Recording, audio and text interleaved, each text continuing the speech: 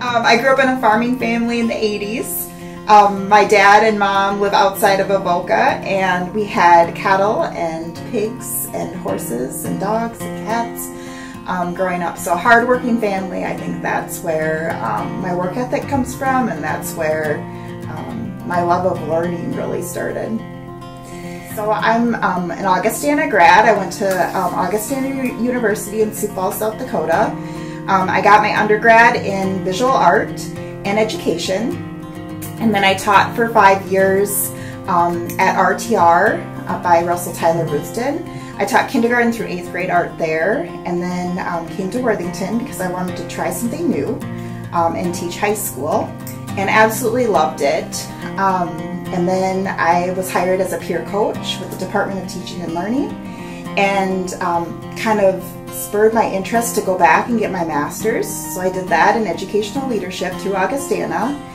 And then COVID hit, and a lot of teachers felt a ton of burnout, but it was like it ignited a fire in me because I watched all the amazing creative things teachers and administrators were doing to mitigate some of the difficulties with online learning, and just we were all in this like upheaval, and it just lit a fire in me because I saw all those cool things that people in education were doing for our kids, and I decided I wanted to go back and be a principal.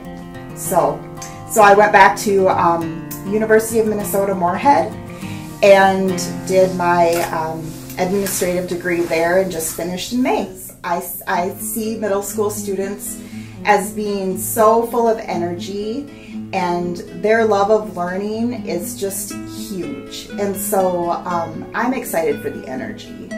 And with all that energy, what do you expect some of the challenges to be? I mean, the challenges for this age level is always, deciphering friends and figuring out where we fit.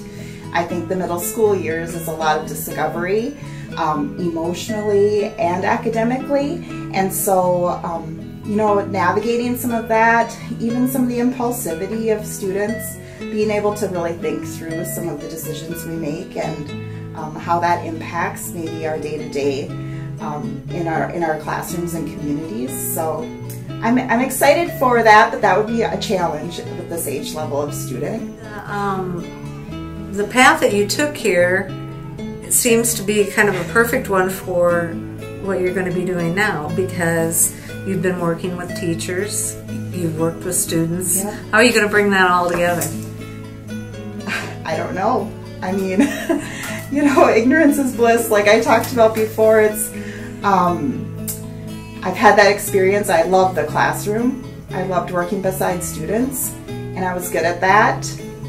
But then when I took on the coaching role, working beside staff and adults, I had to see if that was for me, if I could do it. And I absolutely loved that journey as well. And so this next one is just full of opportunity and a lot of learning on my end. So, well, I'm going to dream big. So success to me at the end of this school year would be being able to look at our data and say that we've made gains in reading and math. Being able to look at our student body and see that they feel confident and comfortable and safe in the environment that we've created at the middle school. Yeah, and I think success for myself would be really reflecting back and just loving what I do. So if I can keep that positive attitude and even look at adversity as a glimpse for growth, I think that we'll have a really successful year. Awesome. So what's it say on your computer screen there? It says every student, every day, some success, some way. And that's kind of my motto. So.